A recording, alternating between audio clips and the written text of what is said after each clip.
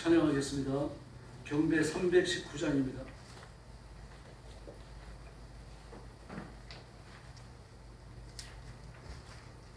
경배 319장 부르겠습니다.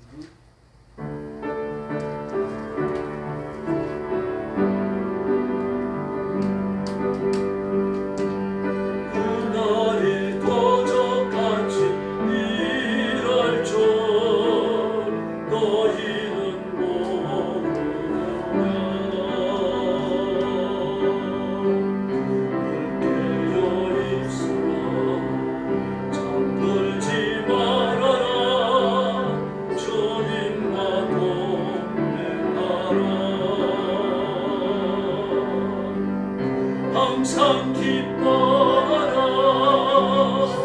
쉬지 말고 기도하라.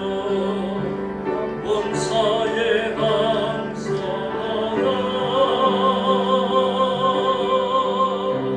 이름 예수 안에서 너희에게 장하신 하나님 뜻이니라. 평강의 하나님이 너희로 걸어가게 하시고 온몸과 영혼이 주오실 그날에 험없기 원하노라. 항상 기뻐하라. 쉬지 말고 기도하라. 범사에 감사하라.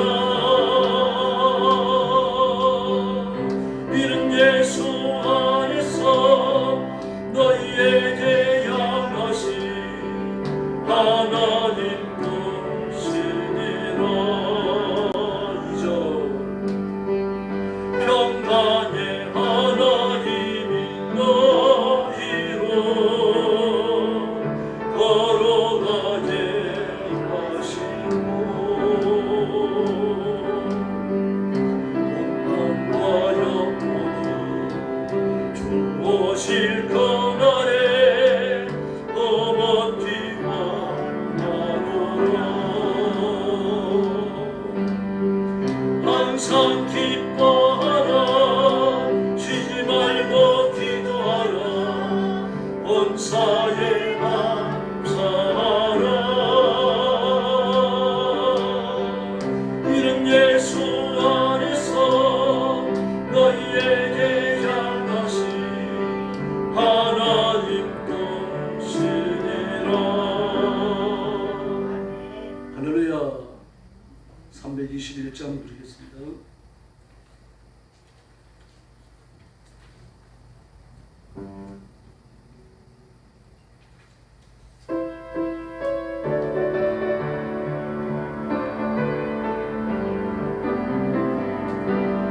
주의 믿음 갖고 흘러가라도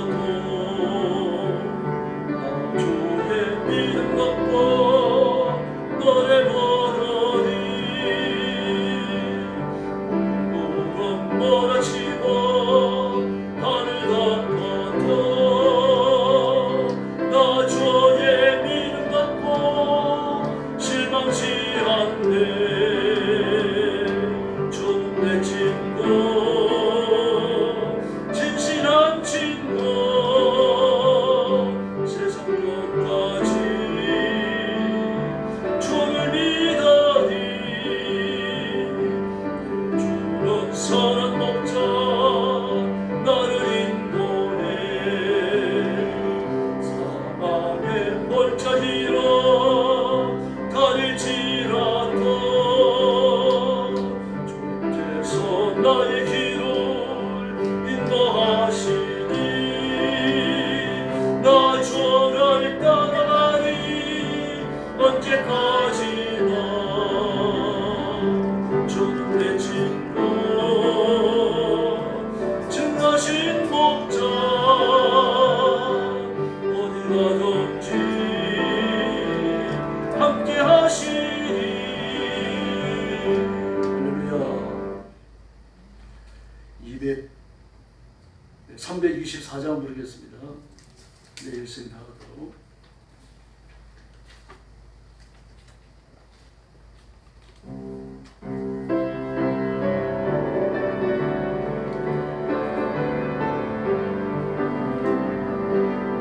일생 다가도록 주의시하니 주의 기쁨 주네 주의시하니 주길에 검은 폭포 몰려올 때도 주 나를 놓지 않네 주의시하니 주는 내 친구 진실한 친구 세상 끝까지 주 의지하니 주길에 검은 폭포 몰려올 때도 주 나를 놓지 않네 주 의지하니 일생 다가도록 주 의지하니 주의 기쁨 주네 주 의지하니 주길에 검은 폭포 몰려올 때도 주 나를 놓지 않네 주 의지하니 내 친구 진실한 친구 세상 끝까지 주 의지하니 주길에 검은 폭포 몰려올 때도 주 나를 놓지 않네 주 의지하니. 할렐루야. 주님을 의지하면 승리할 줄로 믿습니다. 찬송가 85장입니다.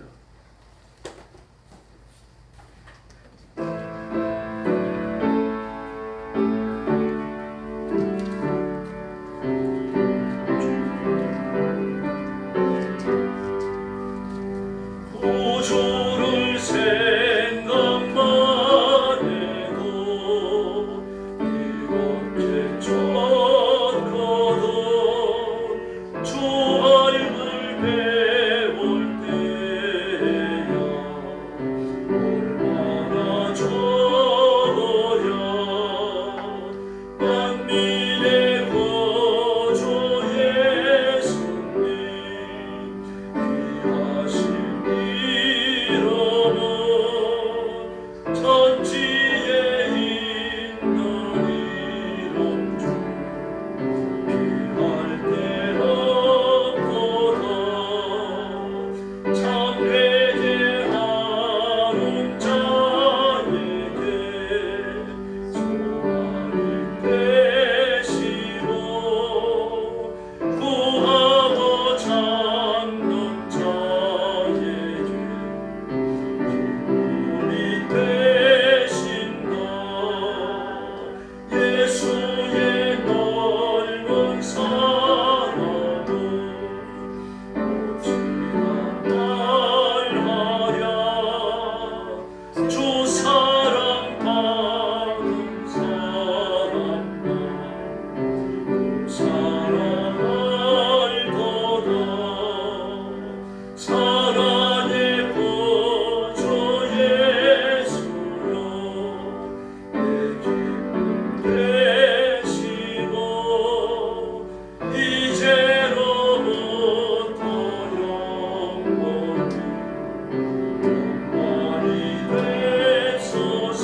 5절 사랑의 구주 예수님 내 기쁨 되시고 이제로부터 영원히 되소서. 아멘. 86장 부르겠습니다. 주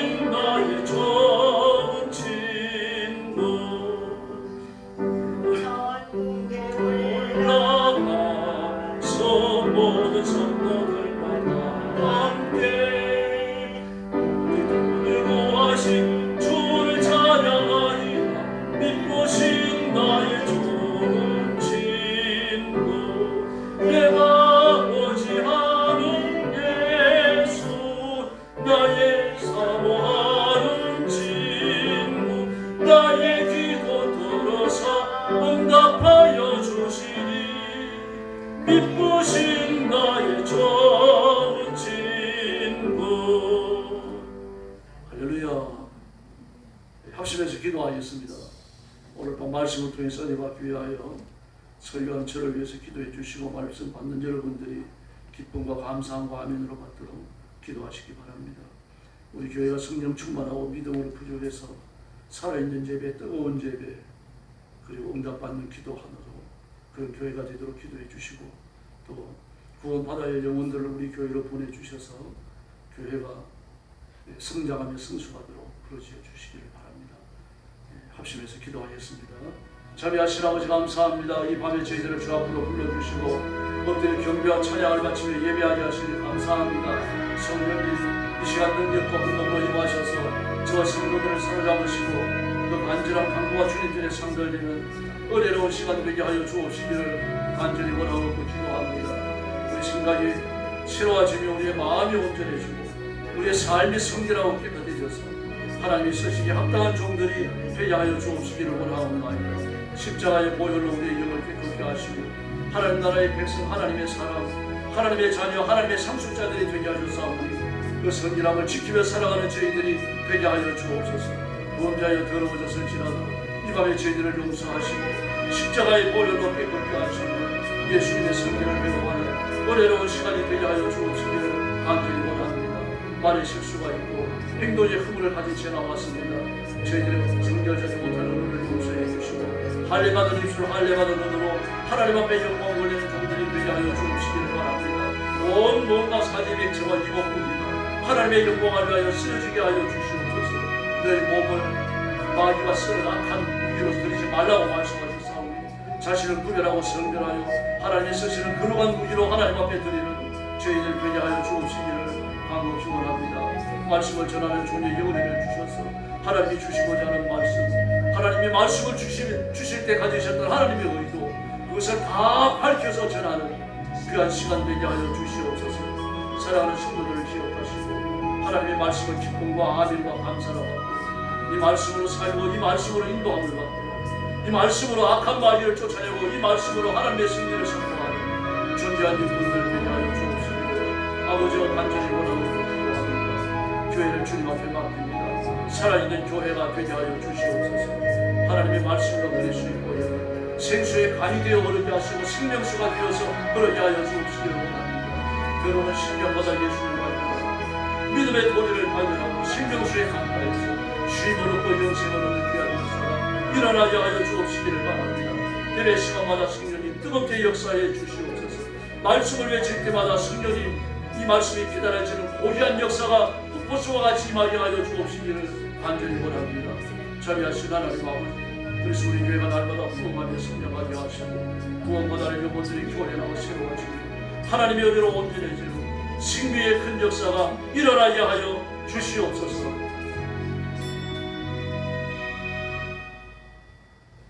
자비로우신 아버지 감사합니다.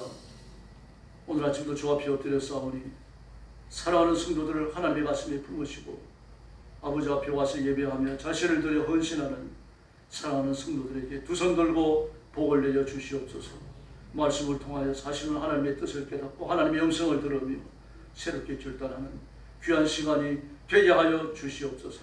말씀을 들을 귀를 열어주시며 말씀을 내 생명의 양식으로 삼으며 말씀으로 세상을 판단하며 세상을 무너뜨리는 무기로 삼게 하여 주시옵소서. 예수님의 이름으로 간절히 기도 올리옵나이다.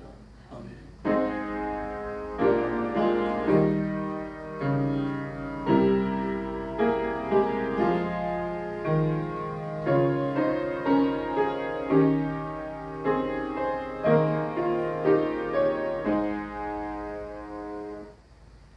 하나님 말씀 공독하겠습니다. 민수기 35장 9절부터 15절까지입니다. 구약성경 256페이지입니다.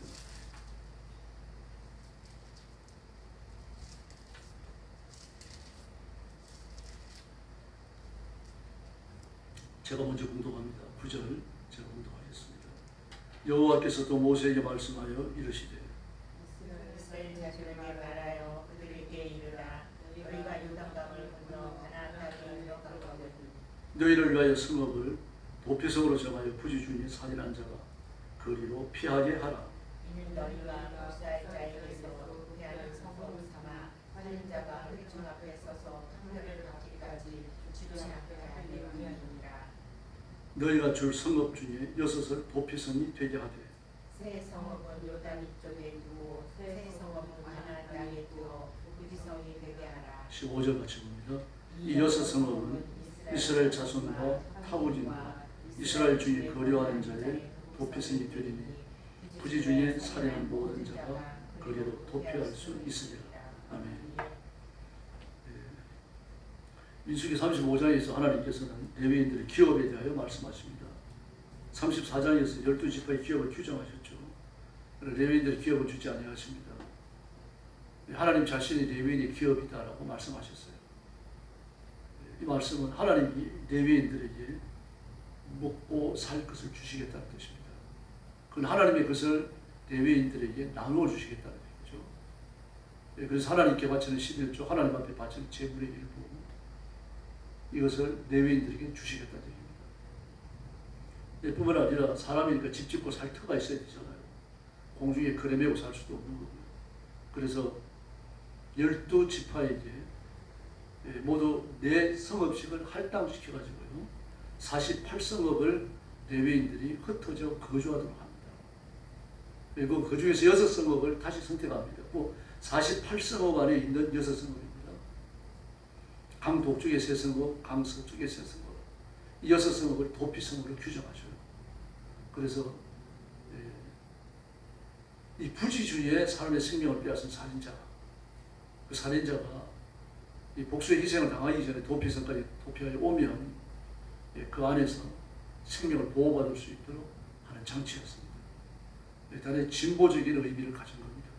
왜냐하고 하면은 그 고의적인 살인이 있지만 부지주의에 일어난 살인도 존재하기 때문입니다. 지금도 마찬가지입니다. 뭐 계획 살인이라든지 이런 것들은 죄가 많아요.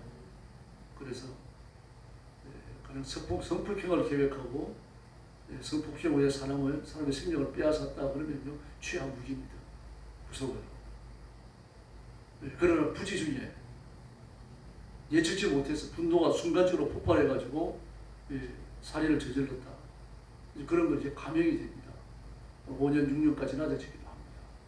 이렇게 지금 현대 법에서도요, 고의적으로 저지른 것이냐 계획적으로 저지른 것이냐 따져가지고 무섭게 벌을 주고 또 벌을 좀 많이 깎아주기도 하고 그렇게 합니다.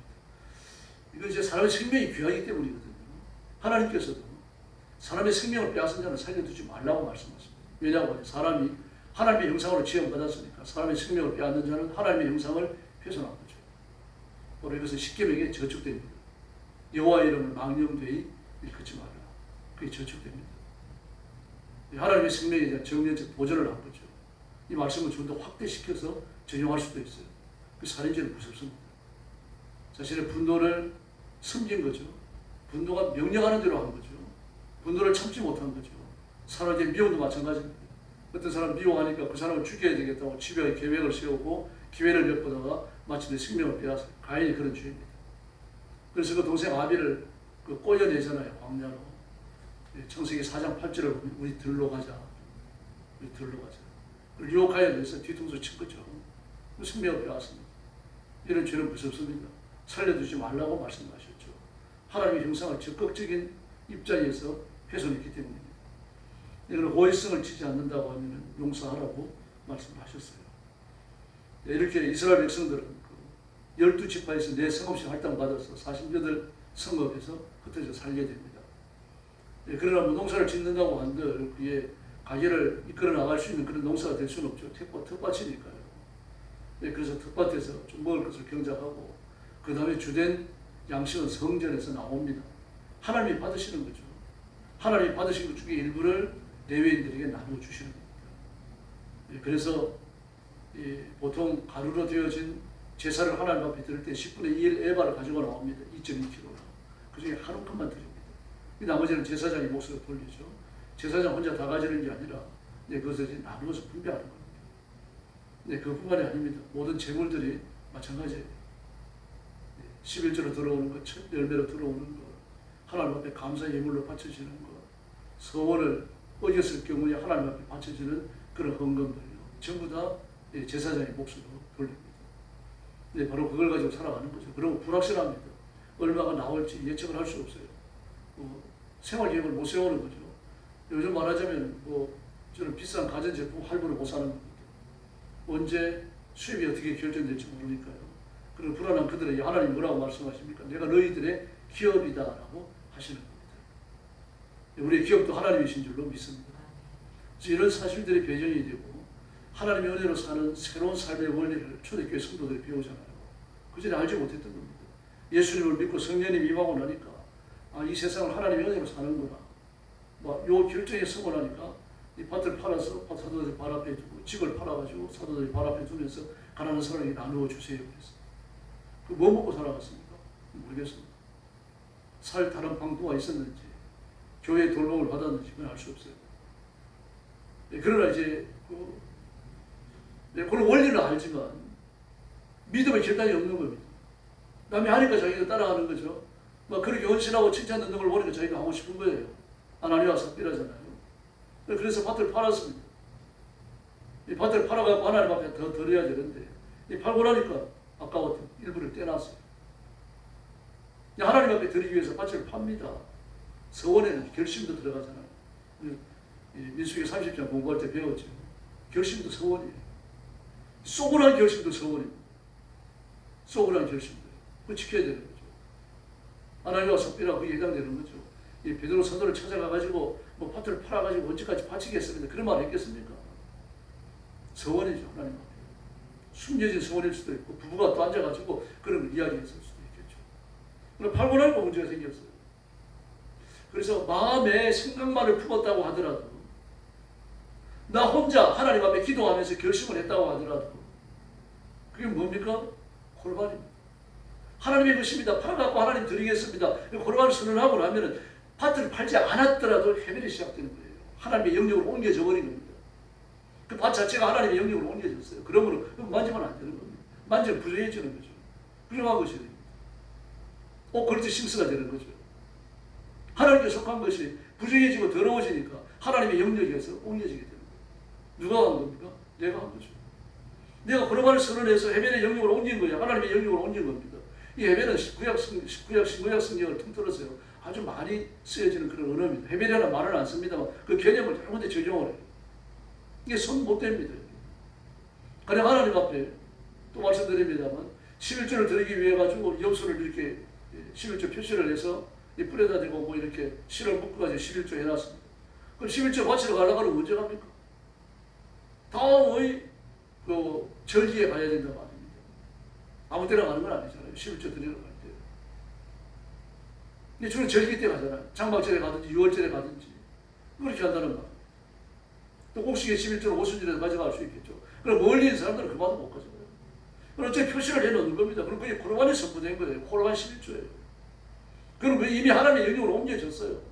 그래 놓고 우리 11조는 이제 카운트 하다가 10번째 되는 걸 하나님 앞에 드리거든요. 그렇게 해서 10번째 되는 걸 이렇게 손으로 표시를 해놨다가 갖고 나와가지고 11조를 드리려고 보니까 그냥 상처가 있습니다.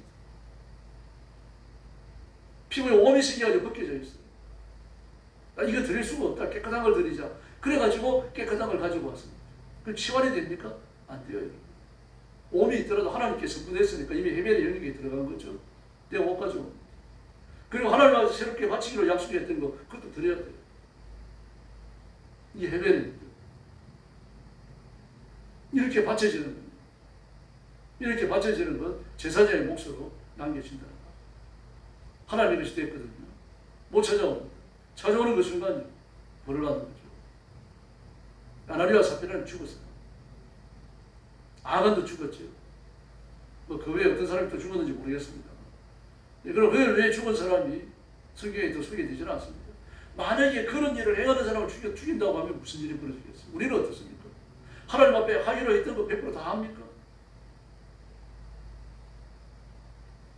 예전에 우리 목숨을 꺼져놨을 거예요. 하나님이 자유의 기회를 주시는 거죠. 그러나 하나님께 바쳐졌다고 하면 절대로 잊어서 안 돼요.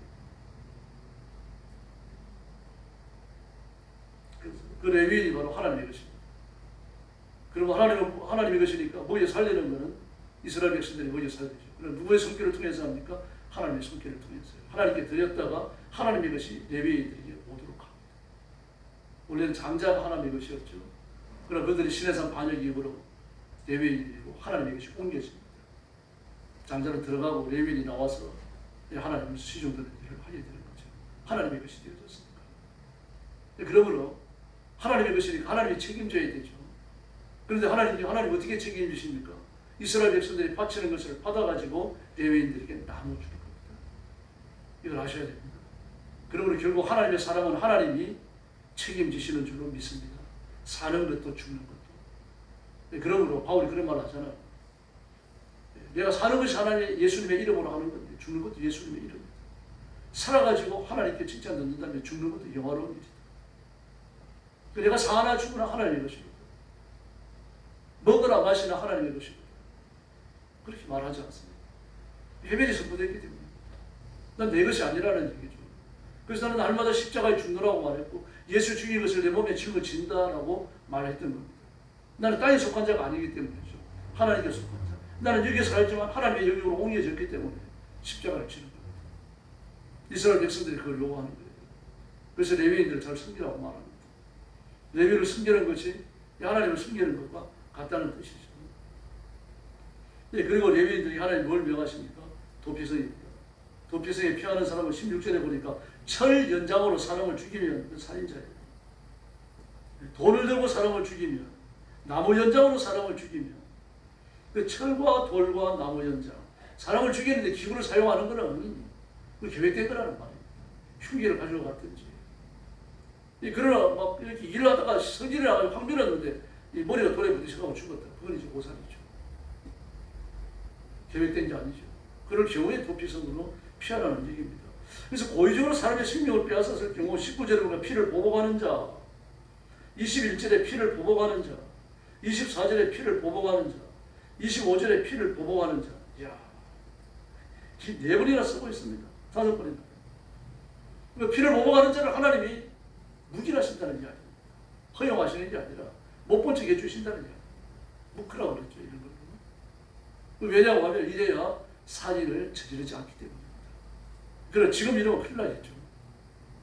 그 살인은 무서운 죄지만 절차를 따라가지고 벌어줘야 돼요.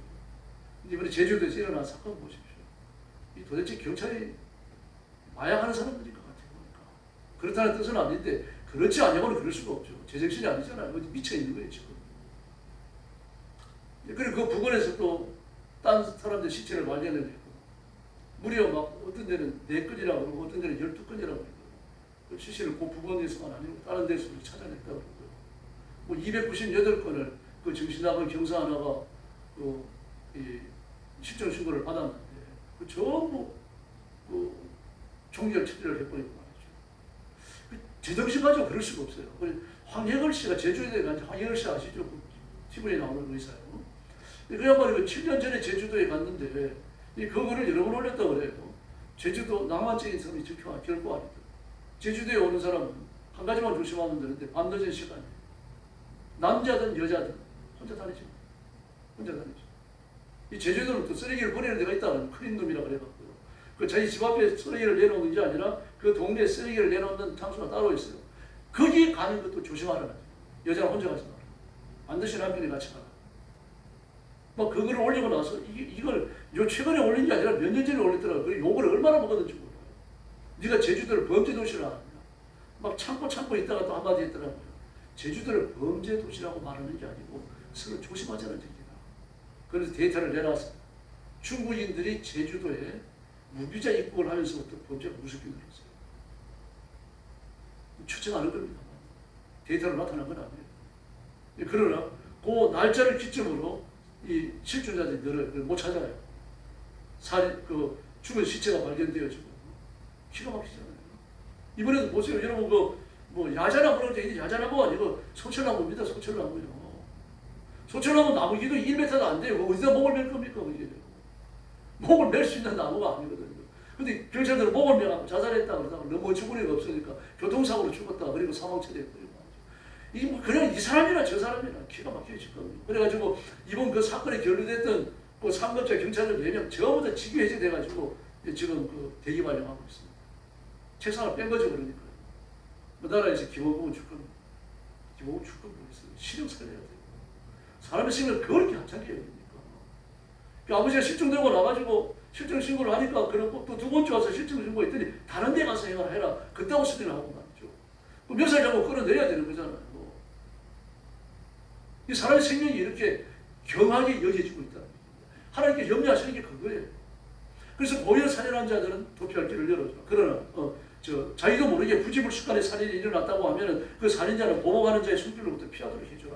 그러나 고의적인 도살자는 지금 이 보복 살인자를 5분이나 금형하잖아요. 이게 정당한 건 아니지만 그러나 묵화하시겠다는 이야기입니다. 지금 우리나라도요. 지금 13년입니까? 17년입니까? 자살자 OECD 1위에요. 1위요. 13년 누굴 겁니다. 대만보다 만만찮아요. 우리는 그래도 5천만이 넘죠. 대만은 500만밖에 안 돼요. 500만밖에 안 되는 자살자 3,000명이나 됩니다. 약 70%가 20, 30대 젊은 사람들이에요. 그래서 이번에 덴마크 우크라이나 전쟁 사건이 일어나면서 전부 조사를 했더니 현역에 나와 있는 군인들이 10,000명이 안 됩니다. 10,000명이. 징집을 받았는데 징집이 영하잖아요. 그래가지고 불이나게 막 이것저것을 사들이고 있잖아요. 무기 막 사들이고 있어요. 더구나 그 덴마크뿐만 아니라 그 동유럽이 거의 그렇습니다. 그 동북유럽. 이 소련 쪽으로 있는 그 유럽들 보면 이 크고 작은 조그마한 유럽 국가들 있잖아요. 그 국가들 거의 소련과 국경을 대고 있는데 이 소련과 국경을 대고 있는 나라들은 그 지역이 산이 없어요. 계곡도 없고 개활지입니다. 개활지 광야예요. 그러니까 이게 그냥 날마다 살 떨리는 겁니다. 지금요. 탱크 몇백 대 앞서가고 내려오면 끝납니다. 군인이 10,000명도 안 되는 걸 어떻게 다니까 할 거예요. 근데 나토가 대응하겠다고 말하죠. 나토가 대응해도 그 나라에 뭐 탱크를 진주시키고 뭐 이렇게 미사일을 진주시켜야죠. 말만 하고 뭐합니까? 내려오면 끝나는 건데 오는 새해 전쟁 끝나버리는 거죠. 소련이 많이 찾고 있는 겁니다. 지금 뭐 어려움도 있고 패착도 일어나고 그래서 그렇습니다만요. 전부 다 사람의 생명을 아까워하지 않는 그런 일들이 일어납니다. 덴마크뿐만이 아니죠. 지금 뭐 잘 사는 나라일수록 자살률이 높아요. 노르웨이도 마찬가지입니다. 우리보다 훨씬 자살률이 높습니다. 노르웨이도 인구는 우리만큼 안 되잖아요. 그런데 자살률은 거의 더 무서워요. 여러분, 이 생명을 자기 생명도 내가 가볍게 생각하고 남의 생명도 가볍게 생각하고 이런 시대에 우리가 살고 있습니다. 그래서 생명은 내 것이 아니고 하나님이 주신 거고 하나님의 것입니다. 생명이 사람이 어찌할 수 있는 것 같지만 그게 아닙니다. 오래 살고 싶다고 오래 살고 빨리 죽고 싶다고 빨리 죽습니까? 불가능해요. 지금 그 영노화에 대해 갖고 관심 깊게 보고 있습니다. 지금 그 데이비드 싱클레어가 그 하버드 대학교 생물학과 교수예요. 그 사람이 노화를 촉진시키는 세포 80만 개를 찾아가지고 전부 80만 개를 저격하는 저격 세포를 찾고 저격 세포를 또 그 노화시키는 세포에까지 배달하는 배달 세포, 택배 세포도 찾았어요. 찾아가지고 주소만 놓으면 이게 가는 겁니다. 불이나게 쫓아가요. 80만 개 노화 세포를 찾아가지고 죽여요. 별로 안 생깁니다. 또 생깁니다. 그 약은 또 맞아요. 맞으면 또 그 일을 하는 겁니다. 시원합니다. 세포 재생 능력이 있는데 노화 세포도 재생하고. 이게 여러분 1, 2년이 아니라 오랜 세월에 걸쳐갖고 수조 원의 돈을 들여가지고 말입니다. 그걸 만들었어요. 그 미국 정부와 또 하버드 대학에서는요. 그 싱클레어 교수가 자기를 이게 자기 혼자 연구 못하잖아요. 팀이 있어야 되거든요. 근데 팀으로 이룰 수 있는 자기가 알고 있는 영노화에 관계되어진 이 지식에 대해 갖고 정말 탁월한 사람들이 없어요. 없으니까 어떻게 해요? 자기 길러내야 돼요. 그 길러내라고 대학원을 만들어줘요. 연구소를 주고 연구소 내 대학원을 주고 석사과정과 박사과정을 설치하고 자기 손으로 길러낸 전문가들을 통해가지고 이루어낸 업적이에요. 누구시죠? 그 자기 몸에 주사를 내갖고 영노화가 성공했습니다. 구글에 또 일을 했습니다. 단 몇 달 사이에요. 몇 년에 걸쳐가지고 그 100여 명이 넘는 연구원들이 달라들어가지고 수조 원의 돈을 들여서 해놓은 그것을요. 2달 만인가 3달 만인가 재규명을 해버렸습니다. 공개를 해버렸어요. 원하면 가져가라. 우리도 제약에 대한 약에 대한 약 만드는 것에 대한 지식이 있으면 그 그 정보 갖다가 약 만들어가고 자기 몸에 주워놓은 겁니다. 이런 세상입니다. 그리고 상업적 치료가 시작됐어요. 지금 그 시글레 교수 교팀에서 했습니다. 이 구글은 개발력이었죠. 시글레는 상업적 치료를 시작했죠. 여러분 아마 10년 후에 20년 후에 올해 좀 세월이 지나가고 난 다음에요. 2026년도를 보면요. 아 그때가 이런 때였구나. 아마 이런 생각이 들거든요. 지금 경제적으로도 많은 변화들이 일어납니다. 지금 우리나라와 마찬가지입니다. 우리나라 눈부시게 변화가 일어나는데요. 예, 전부 다 우리가 우리나라의 문화적 형편을 연구하는 게 아니고 외국에서 우리나라의 문화와 사회와 역사를 연구하는 사람들입니다. 그 사람들이 뭐라 그러는가 하면요. 2026년을 기점으로 한류는 한 단계 더 업그레이드 됐다고 말합니다. 이전에 한류가 다르다는 이야기입니다. 이전에 한류는 우리 쪽에서 많은 애를 써야 되고 사람들을 초청해야 되고 막 이렇게 해야 되는데 이제 그게 아니라 외국에 나가가지고 우리가 한류에 대해 가지고 관심을 조금만 쓰는데도 막 증폭되는 그런 효과를 나타낸다는 겁니다. 다시 말해서 외국 사람들이 달려 들어가지고 한류를 연구하고 한류 노래를 부르고 막 그 영화를 보고 자기들끼리 퍼돌리고 이래가지고 지금 세계를 뒤집어 놓고 있다는 겁니다. 예. 막 한국 사람들이 피부를 연구하는 사람도 있어요. 저도 그거 보고 깜짝 놀랐는데요. 여러분이 옆에 분 보면 어떻습니까? 지금 젊은 사람들 보세요. 20대, 30대 그렇습니다. 10대, 20대 특별히 보세요. 피부가 굉장히 희어요. 그래서 뭐라 그러는가 하면은 한국 사람들이 백인이고 백인 사람, 우리가 백인이라고 불렀던 사람들은 그러니까 뭡니까? 좀 떠가지고 이렇게 늙어버린 피부 있죠? 그 피부를 가진 사람입니다. 그렇게 말하고 있어요. 퇴색된 피부요. 흰색이 퇴색된 피부. 그럼 어떻게 황인종이 흰색이 될 수 있느냐? 한국 사람들 봐라. 이게 흰색이가 아니라 진짜 희거든요. 우리 피부하고 달라요. 그러면은 얘들이 지금 피부를 희게 하기 위해 갖고 무슨 약을 쓰거나 노력을 한 게 아니냐? 그렇지 않다는 겁니다. 그러니까 동원되는 게 뭡니까? 과거의 벽화들입니다. 고려 벽화. 과거의 그림들, 조선시대 그림들. 그 그림들이 쭉 동원돼가지고 나열되는데 보니까 정말 피부가 희어요. 우리가 찾아내는 게 아니고 외국에서 우리의 별걸 다 연구합니다. 한국의 별걸 다 연구해요. 지금 그런 상황입니다. 그래서 기억하셔야 됩니다. 생명의 주인은 하나님이시고 인간이 걸어가는 모든 길도 하나님께서 이끄시는 줄로 믿습니다. 예수님을 바라봐야 돼요. 하나님을 사랑해야 되고 정말 사랑을 사랑해야 됩니다. 막 미워하고 싸우고 쫓아내고 이래서 안 됩니다. 좀 불쌍하게 생각하고 품에 안고 이래야 되거든요. 이게 우리 민족이 가지고 독특한 습성 아닙니까? 유분이 자원 방대하니 구역나파. 노래 이것을 받아들여가지고 유괴의 사상을 전파하면서 형제간의 의지를 지키고 또 친구간의 의지를 지키고 이 아내는 남편을 위하고 남편은 그 아내를 사랑하고 또 신하는 임금에 대해 가지고 임금을 위해서 신을 지키고 임금은 신하를 신뢰해주고 막 이런 것들을 궁궐에서부터 가정에서 사회에서 이걸 해야 된다고 귀가 따갑게 가르치거든요. 자기들은 못하지만 가르쳤어요. 가르쳐 놓으니까 이게 우리 피 속에 뼈 속에 각인이 되어 있습니다. 우리도 모르게 그렇게 하고 있다는 거예요. 한국 사람들 보면 좀 안 좋은 것들도 있습니다. 그럼 보면 본질적으로 갖고 있는 게 착합니다. 선하고요. 이제 그런 것들을 인정받고 밖으로 드러나는 거죠. 그 예수 믿는 우리는요, 진짜 그렇게 살아야 할 줄로 믿습니다. 히틀러는 파시스트거든요. 이만 젊은 민족을 사랑한다, 내 백성을 사랑한다, 막 연설할 때마다 그 말을 수십 번을 해요. 근데 실제로 그랬습니까? 아니거든요. 자기 야망을 위해 가지고 히틀러는 자기 야망을 위해 가지고 독일의 젊은이들을 마치 무슨 전쟁 때 재물처럼 갖다가 죽였어요. 그런데 지금도요, 독일 사람들은 히틀러만큼 민족을 사랑한 사람이 없다고 생각을 합니다. 그 전쟁 범죄자인데도 불구하고요. 특별히 지금 젊은이들의 생각이 그렇게 되어 있어요. 의식이. 일본 여류 수술가인 미우라 우야고요. 유명한 사람이죠. 빙정 썼던 사람입니다. 노벨 문학상 받은 사람입니다. 그 사람이 이제 척추 카리에스로 누워 있었어요. 그 결핵성 척추염인 거죠. 결핵을 해가지고 척추 염증이 생긴 건데 결핵이 나오면 척추 염증이 낫는 겁니다.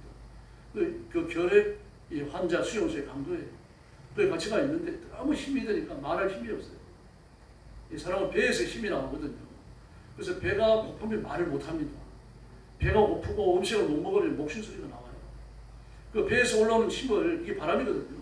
바람을 끌어올려가지고 부두를 통과시킬 때 그때 이 말이 나오는 건데, 배에 있는 바람을 끌어올려야 되거든요. 배고프면 이걸 못해요. 그러니까 뭘 먹지 못하고 피곤해 상대편에 있으니까 말하는 것도 힘들고, 그걸 고민하는 겁니다. 내가 어떻게 해야 좀 기독교인답게 살 수 있을까? 그거 이렇게 결정을 합니다. 밝게 웃고 가까이 오면 유래에 많을 겁니다. 진짜 그렇게 해요. 누구든지 눈만 마주치면 웃어주는 겁니다. 그거 이제 그 초기에 그걸 간호할 때 간호사들은 보고요. 미오라 우역부가 처음에 미친 줄 알았답니다. 아무나 보면 해맑게 웃어주니까요. 가까이 가면 고맙다 그러고 말이죠. 손 붙잡아주고 그러거든요. 진짜 그렇게 했어요. 예, 뿐만 아니라 같은 환자를 보더라도 하나님이 이들을 사랑하니까 너는 빨리 나을 거야. 너는 빨리 나을 거야. 그 진심으로 그 말을 해주니까 듣는 사람이 감동이 되는 거죠.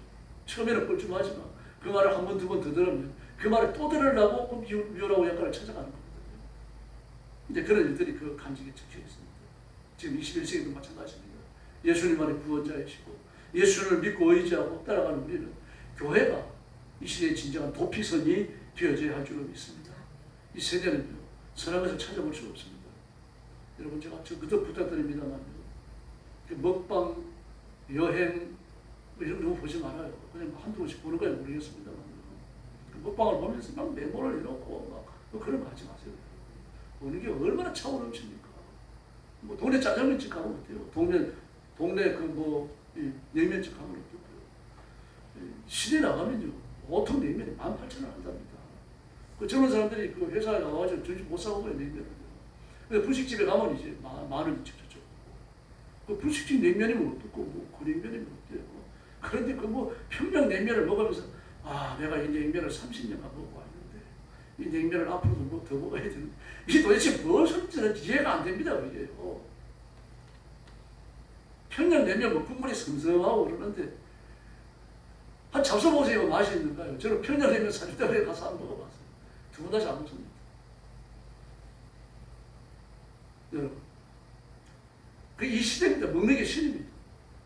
먹는 게 신이고 먹는 걸 숨기는 거죠. 먹는 게 명령을 하면은, 그건 저기 알래스카도 가고 LA도 가고 일본도 가고 난리면 한 번 걸어 가는 거예요. 먹으러.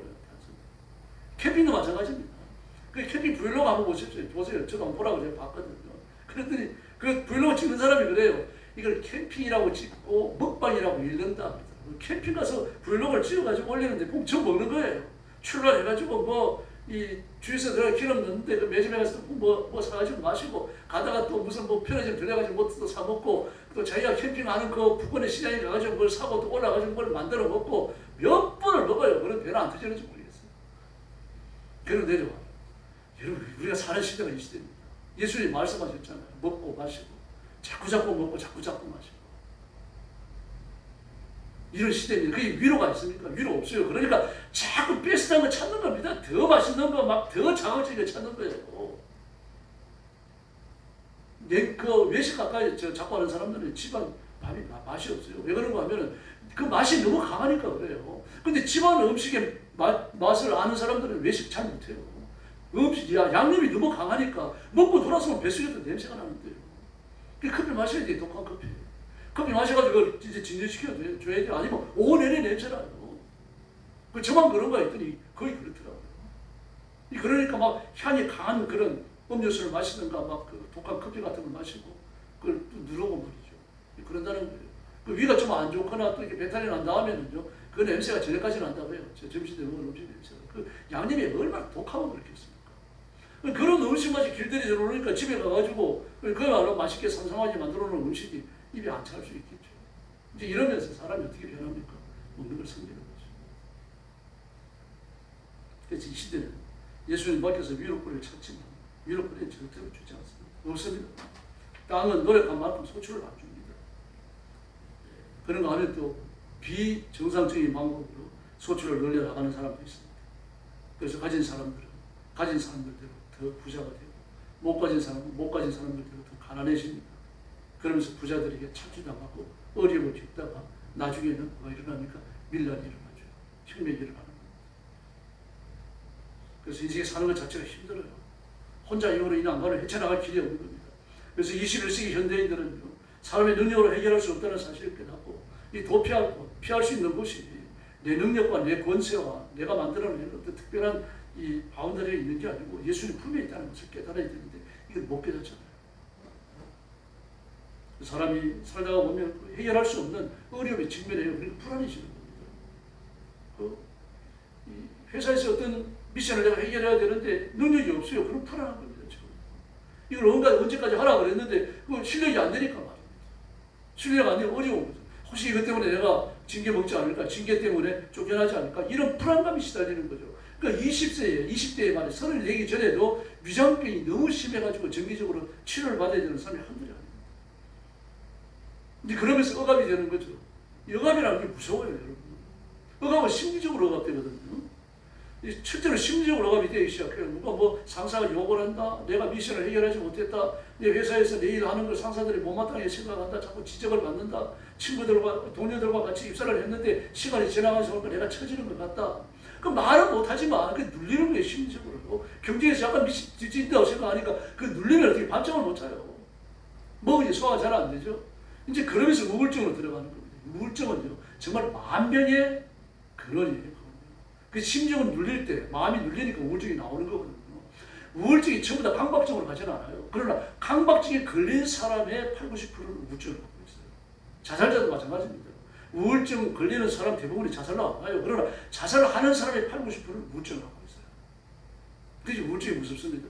우울증이 깊어지면 불면증으로 가거든요. 분열성으로 넘어가면서 공황증이 오기도 하고, 뭐 그냥 강박증이 오기도 하고, 독한 병들이 도지기 시작하고, 우리가 정신분열이 되는 거예요.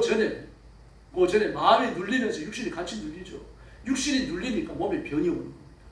간이 망가지고, 위도 망가지고, 장기가 망가지고, 몸에 병이 생기는 거죠. 나 어떤 사람 두드러기가 났는데, 두드러기 발견을 할 수가 없습니다. 알레르기가 없어요, 그 사람이. 알레르기 검사를 몇백 가지를 했는데 깨끗합니다. 그런데 두드러기가 1년에 몇 번씩 일어나는 거예요. 그러니 어떻게 할 수가 없으니까 종합병원까지 가고, 종합병원에 가니까 심리학과 팀이 같이 들어붙은 거예요. 붙어가지고 그 사람을 심리학적으로 살피기 시작하고, 상담학과 의사들이 붙어가지고 그 사람과 대화를 나누기 시작하니까 이 스트레스가 오는 겁니다. 이 다시 말해서 찐빠 받는다고 그러잖아요. 침 눌릴 때.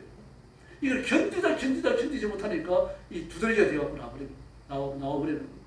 이게 계속되는 거죠. 그게 아토피가 될 수도 있고, 두드러기가 아예 상존하면서 두드러기를 못 벗어날 수도 있는 거죠. 이 두드러기가 되게 보면 얼굴은 안 나오잖아요. 그 사람 얼굴에도 나오더라고요. 이 부분을 두드러기라고 해요. 의사도 놀래갖고 말이죠. 그런 일들이 일어납니다. 지금 30대예요. 30대에 셋 중에 하나가 당뇨전이든지 당뇨예요. 30대가요. 50대, 60대가 아니고요. 스트레스입니다. 30대가 만든 스트레스가 보통이 아닌 겁니다. 이 사회에서요. 여기에서 피할 수가 없어요. 그러나 예수님 품은 피난처가 될 줄로 믿습니다. 그걸 벗어나지 못해 절망하고 휩싸이니까 딴 사람에게 달려들어가고 생명을 빼앗기도 하고 포악해지기도 하고, 뭐 이게 전부 다 솟구쳐 올라오는 자기 감정을 못 다스려서 그렇거든요. 사실 불쌍한 겁니다. 불쌍하지만 무섭잖아요. 손에 쥐어져, 흉기를 휘두르죠. 그 어떤 사람은 최근에 아주 간절한 사람이 그 신분에다 대고 30세 되는 걸 둘둘 말고는 분당 어디에요? 그래서 왔다 갔다 하는 거예요. 하도 이상하니까 24시간 편의점에서 자기 편의점 앞에서 왔다가 갔다가 그러는 걸 몇 시간을 그러고 있으니까 거리 나가지고 신고를 한 거예요. 신고를 해가지고 불신검을 하고 나니까요. 여기 칼이 들어있어요. 그래, 너 이거 왜 들고 있느냐? 지금 내가 화가 날까 말까 하고 있는데 화가 폭발되면 또 찌르려고. 참 무섭습니다. 그뿐만이 아닙니다. 제주도에서 지나가는 사람을 이렇게 찍었는데, CCTV에 찍혔는데 칼을 거꾸로 들고 옷소매 속에 순기관이 찍혔어요. 그 사람들이 조사해서 잡았습니다. 우리 한국에 감사해야 됩니다. CCTV 감시 당하는 거 아닙니다, 여러분. 우리가 안전하게 보호받는 것 중에 하나입니다. 지금 사는 시대가 이렇고요. 그게 마음에 쉴 데가 없는 겁니다. 마음에 쉴 데가 없고 사회는 점점 더 각박해지고요. 막 외국인들이 들어오면 한국이 좋다고 난립니다. 이 외국인이 얼마나 각박하겠어요. 그 한 분이 오면 시골로 내려가면 자전거 여행하고 시골에 내려가가지고 도보 여행하면서 시골 돌고 그러면 외부에 땀 뻘뻘 흘리면서 막 그러고 돌아다니니까 불러갖고 막 얼음물도 주고 아이스크림도 사주고 막 그럴 거 아니에요. 이게 막 몸둘 바를 모르는 겁니다. 외국에는 그런 게 없습니다. 사탕 하나 안 줘요. 철저히 이기주의거든요. 내가 번 돈이니까 내가 쓰는데 왜 널 줘야 되느냐 이거거든요. 가족들한테는 그래요. 가족들한테. 엄마 아빠는 자식을 위해서 써도 돼요. 그래 자식은 엄마 아빠를 위해서 특별한 날에는 안 씁니다. 아르바이트를 해도 그렇습니다. 근데 그런데 남 모르는 사람이 와가지고 물 마셔라, 사이다 마셔라, 너 얼마나 덥느냐, 막 이렇게 위안해주고 말입니다. 여기 우리 과수원인데 와가지고 뭐 하나 먹고 가라 이러고 그러니까요. 눈물 나더라고 그러더라고요. 이런 나라에서도 각박하고 강팍하다는 말입니다. 위기의식을 느낀다고요. 그럼 외국은 어떻게 했습니까? 그러니까 뭐 일본은 조금 낫습니다. 외국에 가서는 일단 해 떨어지고 나면 사람밖에 못 나갑니다. 정말 못 나갑니다. 무슨 일이 겪을지 몰라요. 막 사명이 그러고 다녀야 되는데 아니면 총 하나 들고 다녀야 됩니다. 장난감 총이라도. 근데 우리나라에 오니까 뭐 새벽 2시에 나가도 새벽 3시에 나가도 그냥 뭐 그 시간에 나가가지고 호수구지를 돌아다녀도 아무 이상이 없잖아요. 근데 왜 그렇습니까? 사람들이 착하기 때문이고 도처에 있는 CCTV 때문에 그것도 무시 못하죠. 그러나 그게 진정한 도피는 아니죠. 아직 심리적 대결 상태, 심리적 위압 상태에 도달하지 않았어요. 그래서 편한 겁니다. 그러므로 진정으로 인생에 피할 때는 예수님밖에 없는 줄로 믿습니다. 2000년 전에도 예수님이 없는 사람들은 고통스러웠어요. 가늠하다가 현장에 붙잡혀온 사람 희한하잖아요. 남자를 어디 갔습니다. 놔준 겁니다. 남자를 놔줬어요. 예수님을 올무에 빠뜨리기 위해 가지고 남자에게 여자를 붙여갖고 그것도 성전 안에 있는 한 구석방에서 일을 저지르게 만들고 그것도 초막전날 제일 끝난 축제의 밤에 그 범죄가 저지러지게 만들고 8일째 축제의 날 날이 밝게 무섭게 여인의 머리채를 끌고 예수님을 와가지고 패대기 친 거 아니에요. 하나님의 이름으로 종교적 의의를 세운다고 예수님을 죽음으로 몰아넣기 위해 가지고 그 더러운 짓을 저질렀어요. 그래서 주님은 뭐라고 말씀하십니까? 죄 없는 자가 먼저 돌로 쳐라. 성령님이 그때 강하게 역사하신 거죠. 예수님이 말씀하실 때. 뭐 그랬더니 그 말을 듣는 자가 다 도망갑니다. 그 여자한테 말합니다. 나도 너를 정죄하지 않는다. 그럼 앞으로부터 죄를 짓지 마라. 말씀하셔요. 보세요. 이런 예수님이십니다. 그 사람들은 어떤 계획을 세워서든지 자기의 이기적 욕망을 채우기 위해 갖고 사람도 죽이고 예수님까지 죽이려고 하는데 예수님은 어떻습니까? 다 살려주십니다. 벼락 안 내리셨어요. 그러니까 죄를 지어도 괜찮다는 게 아니라 정말 피할 때는 예수님밖에 없는 줄로 믿습니다. 지금 이 세상은 인생이 베베 꽂혀 있어요. 한편으로는 그 제주도 그 경자인가 경상가요. 그 사람은 불쌍해요. 그 얼마나 베베 꽂은 인생을 살았으면 298명 실종 추리를 해버렸겠어요. 그것도 집에 못 돌아오는 걸로요. 사망 처리해 버리고 유다에서 치우고 말입니다. 화도 납니다만 그냥 불쌍하기도 해요. 그 인생이 뒤틀렸기 때문에 나타나는 거거든요. 이사야서 64장 6절을 보니까요. 대저 우리는 다 부정한 자 같아서 우리의 의인은 다 더러운 옷 같으며 우리는 다 쇠폐하면 잎사귀 같으므로 우리의 죄악이 바람같이 우리를 몰아가나이다. 아멘. 더러운 잎, 마른 잎사귀. 뭐 더러운 옷이라고 하는 거야. 뭐 입고 나갈 수 없는 거 아니에요.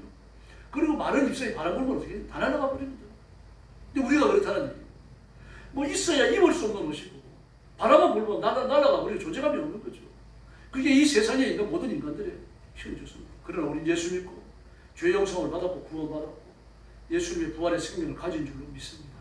그래서 우리 존재의 의미는 예수님 안입니다. 예수님 밖에서가 아닙니다. 그래서 예수님께서는요, 너희가 예수님 밖에서 우리가 예수 믿으니까 하나님을 의지하니까 예수를 믿지 말자는 그런 뜻이 아니고 예배를 드리며 예수님을 만나고 기도하면서 예수님을 만나고 성경을 읽으며 예수님을 만나는 이런 순간이 아니라 일상적인 생활 속이라고 하더라도 주님의 간섭을 믿고 세상을 당당하게 살아야 할 줄로 믿습니다.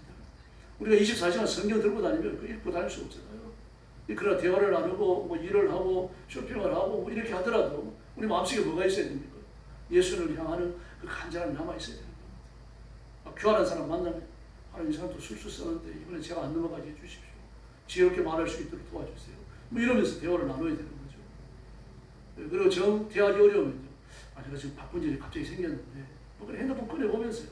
바쁜 일이 생겼는데 가봐야 되겠다. 다음에 보자. 뭐 그 사람한테 허락 얻을 거 없어요. 그리고 인사하고 돌아서 나오면 되는 겁니다. 그런 것들도 지혜죠.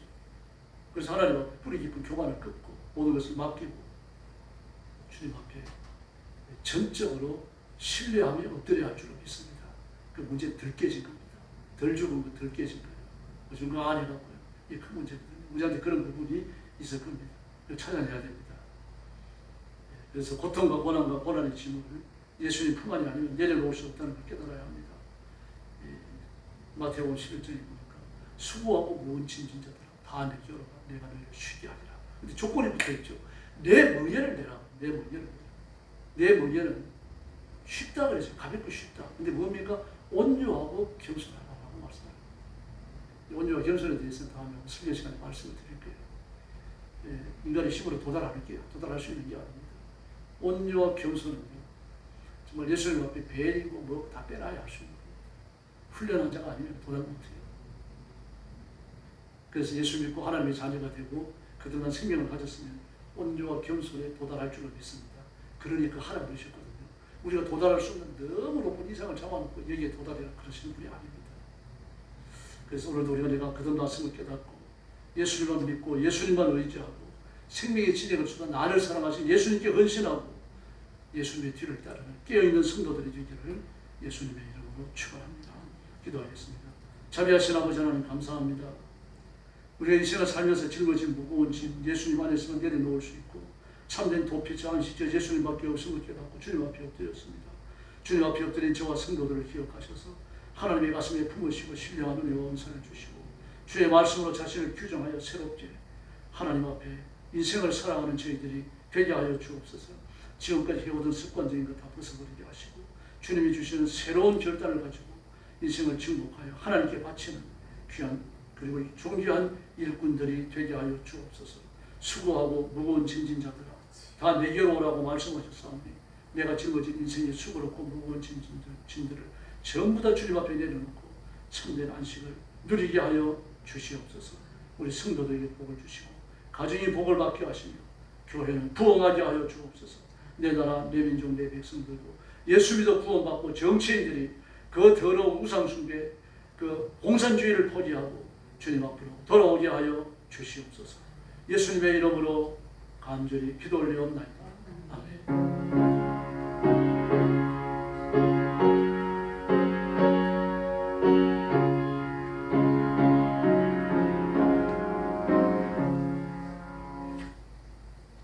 찬송가 529장 부르겠습니다. 온유한 주님의 형상.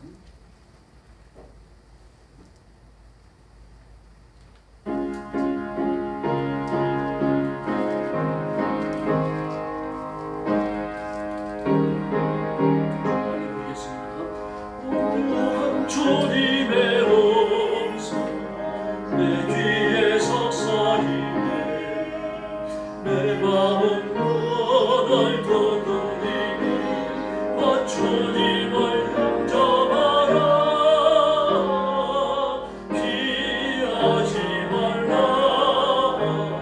피하지 말라 우리가 곁길 못 피해도 앞서게 오시니 심판날 당할 때 주님 나를 준비해 맘속에 주님을 영접하라 주 영접하라 사랑의 주 예수님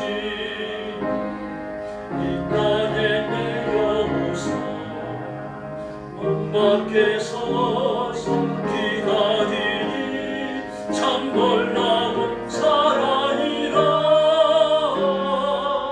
피하지 말라 피하지 말라 우리가 곁길 못 피해도 감싸게 오시니 심판날 당할 때 주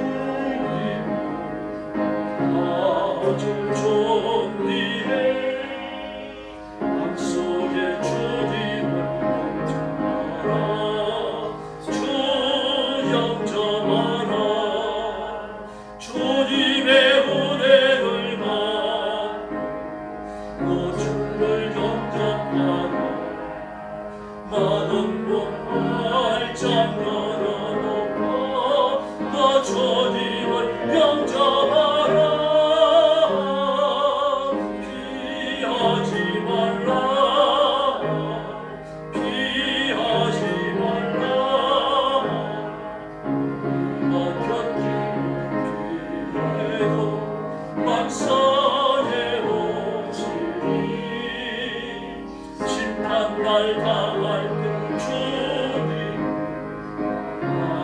절 준비해 맘속에 주님 영접하라 주 영접하라. 할렐루야. 예, 교회 성장과 성숙을 위해서 뜨겁게 기도하시고 우리 위해 예배 시간과 기도 시간에 성령님의 뜨거운 역사를 위해서 부르짖어 주시기 바랍니다. 그리고 나라와 민족을 위해서 기도해 주시고요. 대통령과 정치인들이 공산주의 포기하도록 그렇게 기도해 주시고 우리 민족 앞에 살 길을 열어주실 것을 또 부르짖어 주시기 바랍니다. 예, 지금 경제적으로 보면 전 세계적으로요. 우리를 괴롭히고 우리 경제적 그 진출은 앞길을 막고 그런 나라들이 있습니다. 근데 희한하지 그런 나라들이 이제 디지털화가 있어가지고 우리가 뒤처지면서 완전히 우리 앞에 무릎을 꿇었다고 하기 어렵겠지만 우리 뒤에 다 뒤쳐져 버렸어요. 지금 전 세계적으로 무역의 양도 3위로 올라섰죠. 지금 GDP가 좀 떨어지긴 합니다만 그거 염려할 거 없습니다. 경제 규모 자체가 크기 때문에. 그리고 지난번에도 말씀드렸습니다만 지금 우리나라 대기업들이 백성들을 위해서 우리 민족을 위해 갖고 사회에 푸는 돈이 아주 많아요. 굉장히 많습니다. 전체 지수를 100으로 놓고 볼 때 미국이 가장 높은데 73 정도 됩니다. 우리는 64고요. 일본은 53, 54입니다. 그리고 중국은 53 정도밖에 안 됩니다. 대기업을 통해 벌어들인 돈들이 민간에 많이 풀리고 있기 때문입니다. 굉장히 바람직한 현상이거든요. 그래서 나라와 민족을 위해서 꾸준히 기도해 주시기 바랍니다. 이제 옆에 분들하고 인사 나눠주시기 바랍니다. 한 번 더 인사하시죠. 주님께로 피합시다. 주님께로 피합시다. 할렐루야. 주님 가르친 기도 드리겠습니다. 하늘에 계신 우리 아버지, 아버지의 이름을 거룩하게 하시며 아버지의 나라가 오게 하시며 아버지의 뜻이 하늘에서와 같이 땅에서도 이루어지게 하소서. 오늘 우리에게 일용할 양식을 주시고 우리가 우리에게 잘못한 사람을 용서하여 준 것 같이 우리 죄를 용서하여 주시고 우리를 시험에 빠지지 않게 하시고 악에서 구하소서. 나라와 권능과 영광이 영원히 아버지의 것입니다. 아멘.